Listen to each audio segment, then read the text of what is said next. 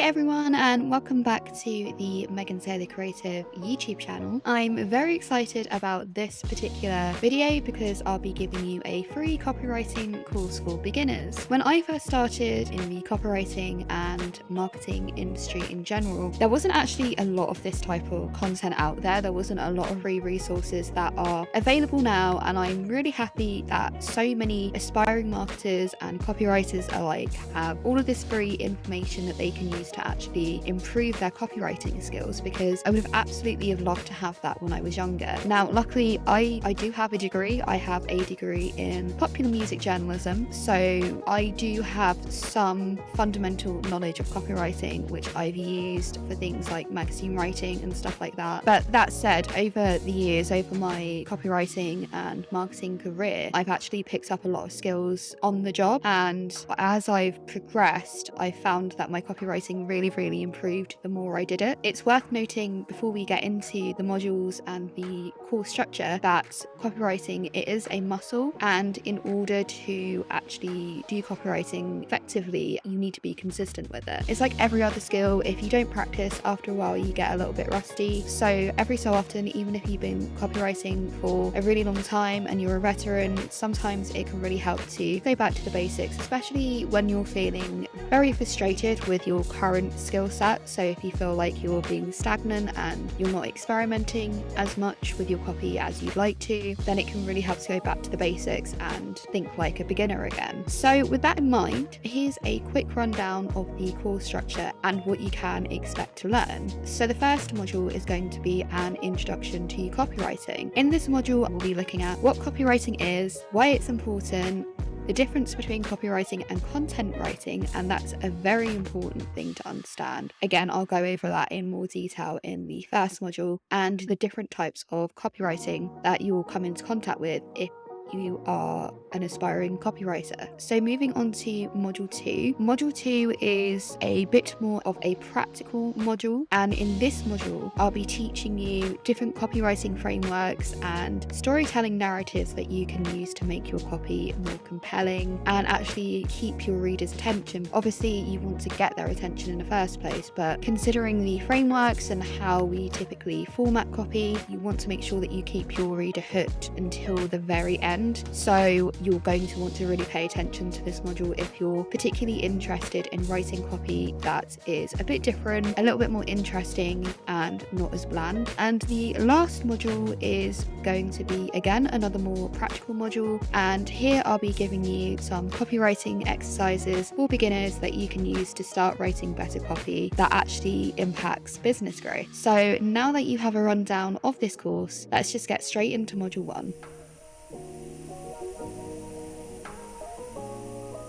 Welcome to the first module of this free Copywriting for Beginners course, and as I said before in the introduction, the first module is going to be an introduction to copywriting. First things first, we need to understand what copywriting is before we look at anything else. My personal definition, and this is the simplest way that I can describe copywriting to people that are new to copywriting or clients that want to gain a bit more understanding of copywriting and how they can use it for their business growth. Copywriting refers to the act of writing with the purpose of provoking a specific action from the reader. While in most cases we're looking for the reader to make a sale, that's not always the desired outcome when it comes to copy. We're specifically looking for them to take an action, and that action could lead to a sale later on, but it's not always about making money. So examples of intended responses from the reader that you might be looking for when you're writing your copy is to get the reader to subscribe to a free newsletter, to book a free discovery call, or to book a free training with you. Now that you know what copywriting is, let's actually look at why you need copywriting. And the main reason why you need copywriting is because it helps you facilitate sales, essentially. It helps you facilitate business growth. Copywriting is, from my personal experience, the one thing that helps persuade your readers to buy from you above all else. No matter how fancy your creative is, is, or how many videos you create. At the end of the day, copy facilitates all of your campaigns. It's going to be the thing that actually persuades your reader in the moment, and how long or short your copy is entirely depends on your reader and the purpose of your campaign. But generally speaking, you will be using copy to persuade the reader in the hopes that they'll eventually buy from you, and to essentially take action now, whether that be an unpaid conversion, so again things like newsletter signups, or a paid conversion. So if you're an e-commerce business and you're sending an email and you want your subscribers to buy directly from the email by clicking a button. Now we know the function of copywriting and why it's important, let's look at the different types of copywriting. And it's important to note here that this is by no means a complete list of the different types of copywriting, but it is the typical types of copywriting that you'll likely come into contact with if copywriting is a career that you want to pursue. The first type of copywriting that we'll be covering today is SEO copywriting. SEO copywriting is the act of writing copy that's optimized for search engines. So landing pages, home pages, about us pages, that's all SEO copywriting. Chances are, if you already have a website, you've already written copy, but obviously whether or not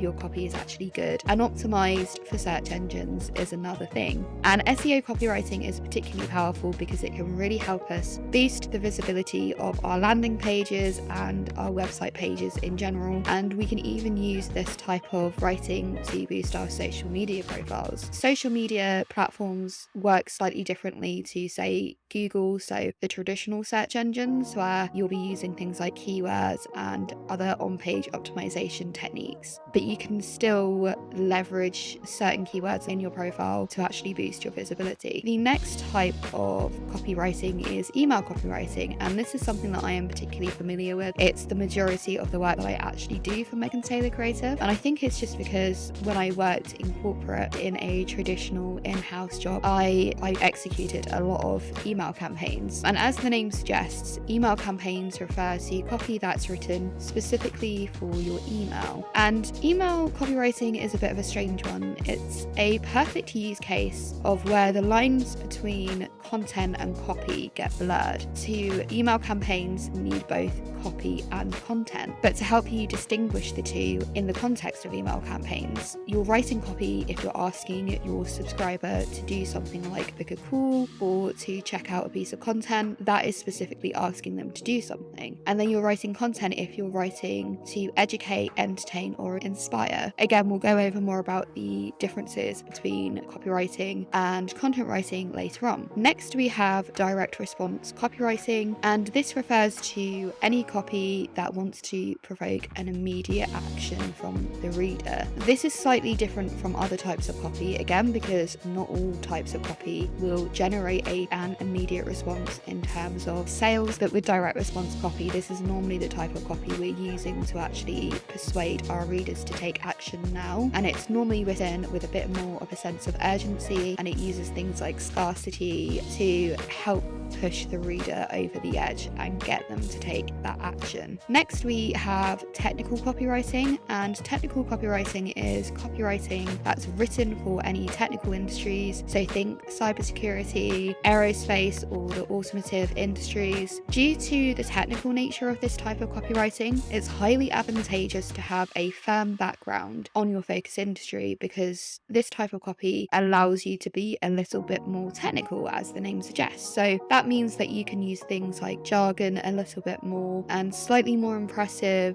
words just to impress a certain buyer. That said, if you do use jargon, I'd be very careful with it and ensure that you absolutely know what it means before you implement it into your copy, because if you don't know the full understanding of a particular industry word, then it can actually weaken your copy in the long run. Next, we have public relations copy, and this is probably the copy that I am the least familiar with, at least in terms of working with brands and clients. But simply put, public relations copy is rather that copy that is essentially trying to change the reader's perception of a particular brand in a positive way. This is, again, slightly different from other types of copy where we're focusing more on provoking action. Public relations is just generally trying to influence someone's opinion and mindset. Those are very important distinctions to remember if public relations copywriting is something that you're interested in. And lastly, we have social media copywriting. Again, something that I am personally very familiar with. It's the bulk of my work and my client work. Essentially, as the name suggests, social media copywriting is copy that facilitates your social media posts. Not every social media post needs copy. A lot of social media posts actually fall into the content category, but there are a lot of instances where social media copy is needed to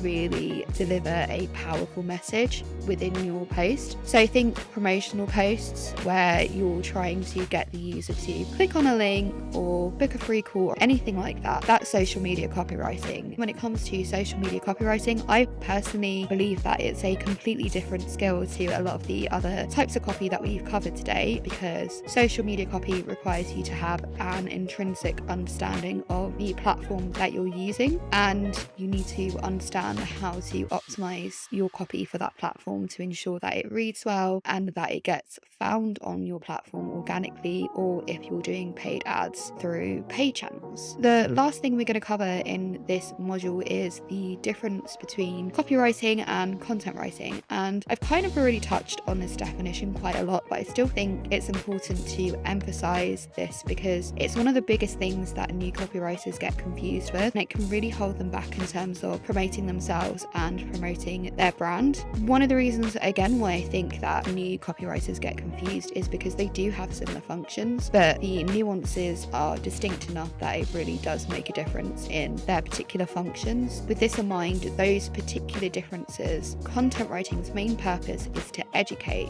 the reader in some way, and by doing this you're actually growing the reader's interest over time. Although obviously we can make content to help influence the buying decision, as I said, this is over time, this is a longer process, whereas copywriting helps us get faster results and get the action that we're looking for. The two work very closely together, so if you are considering a career in one or the other, it is good to learn both skills. And I do have a content strategy masterclass and a bunch of other videos on content writing and making content that you can watch to help you get better at content writing.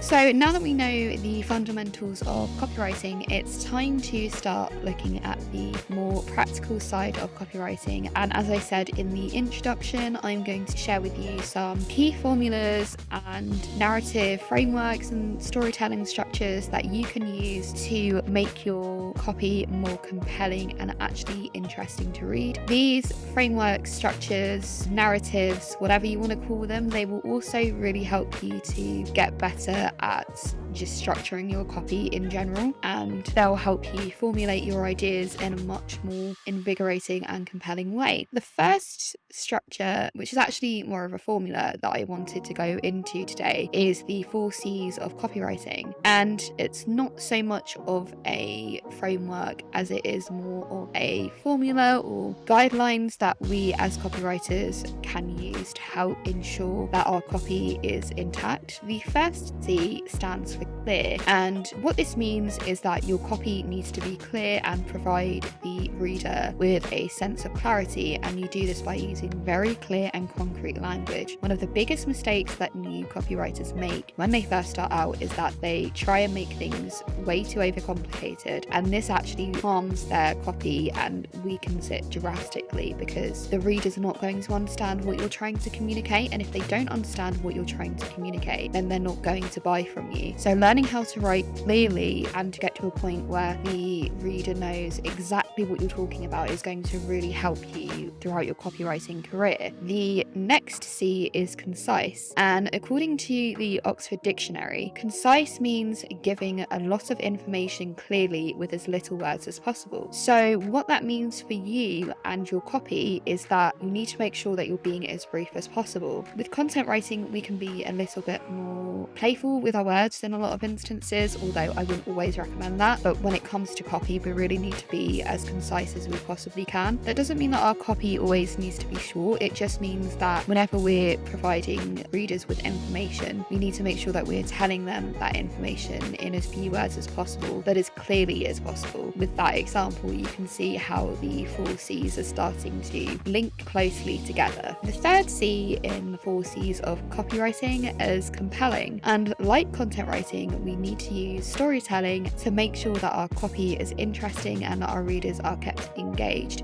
This is especially important for long form copy, but it still plays a role in short form copy and even micro copy. You'd be surprised at how often I think about storytelling and whether or not there's an overarching narrative even in micro copy, which is essentially really, really small copy, but we'll go over that later on in another video. And lastly, we have credible. Here you'll want to use statistics, testimonials, and other forms of social proof to ensure that what you're saying is legitimate, and by doing that you'll persuade your reader a lot more if there's actual proof that your product or service works. The next framework that I want to give you is one of my favorites, and it's the before-after bridge. And the before-after bridge is a framework that really hones in on the idea of resolution and transformation, and it really highlights the transformational and emotional payoff that your audience might get if they were to actually invest in your business. So here's how the narrative framework is actually structured. The first beat is before, and in this beat we establish the key problem at hand, and we also try and portray what the customer's life looks like now and how it's actually impacting them. We can use other frameworks here to maybe agitate the reader a little bit, and we just want to stir up some emotions to help them get invested, essentially, because if they're not emotionally invested, then they're not going to be invested in your product and they're not going to buy from you. The second beat is after, and this is where we turn the problem on its head and show the prospect what their life might look like without that problem, and that is the transformational emotional payoff that they are looking for. And that's going to be the real thing that entices them,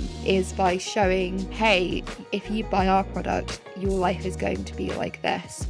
And if you can make that really enticing, that's going to really persuade the reader to actually make a purchase. And in order to persuade the reader, you need to actually include the final beat, which is bridge. This is where we actually tell the reader how to get that life that they want. So say, for example, you said, okay, this is what your life will look like. So you need to include a CTA to make sure that the reader knows exactly what it is that they need to do in order to get the life that they really desire. So that's the bridge section of this framework. And it's just, again, really effective because it really focuses on the reader and their problems. But whilst it agitates the reader slightly, we are actually focusing on the emotional side of their problems, and we're using that to essentially stir their emotions up a little bit, get them invested, and then we actually provide them with a solution and tell them how to get it. The next structure that we're going to look at is the 3-act structure. This is a structure that you've probably heard of. It's one of the most popular storytelling frameworks that's used by thousands of fiction writers, but marketers also use this, especially in content writing, but also in copywriting. And one of the reasons why I think it's so popular is because it's very simple, and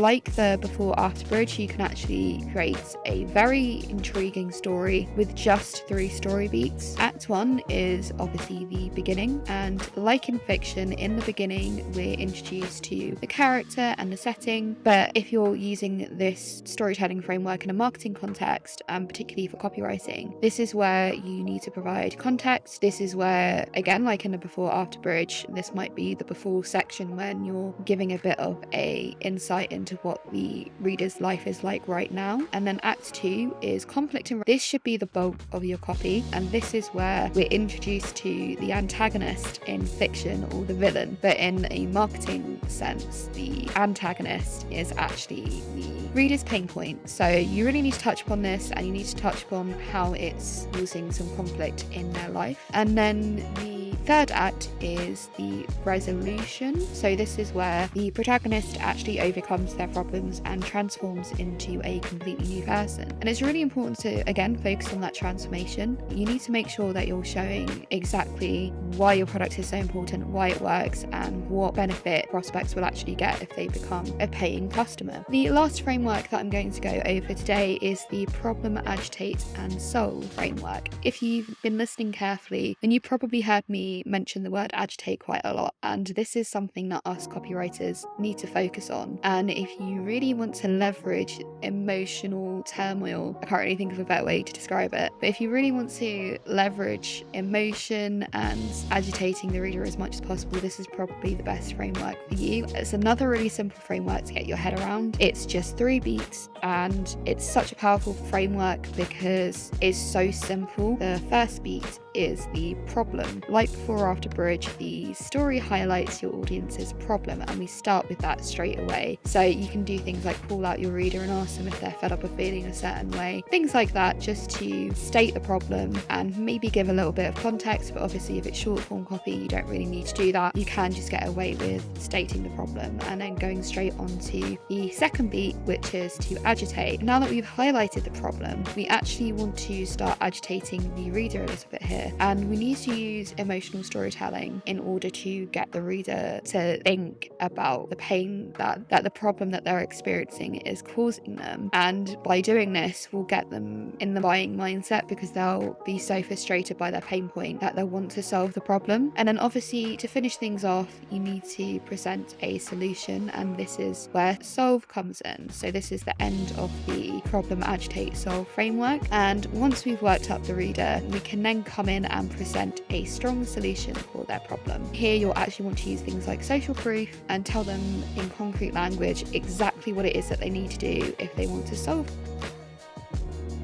So we're now on to the last module, and I'm particularly excited about this module because we're really looking at how to actually start practicing copywriting. Use these exercises to help you practice implementing some of the frameworks that we just touched upon to strengthen your copy. So the first exercise that I wanted to give you is to turn features into benefits. And this is one of the exercises that I actually was given by one of my marketing mentors at the very beginning of my career, and it's really made my copywriting journey a lot easier in the long run because I really understand the golden rule of copywriting because of that. And one of the golden rules of copywriting that I'm referring to here is to focus on benefits rather than features. So why are benefits so effective? Why do you hear so many copywriting gurus and experts talk about benefits? The main reason is because they help the user to understand the emotional payoff and the transformational benefits that they would get if they were to buy from you. But what is the actual difference between features and benefits? So features describe exactly what it is that the service does or your offering does. If you remember the 4 C's of copywriting, one of the C's was clear,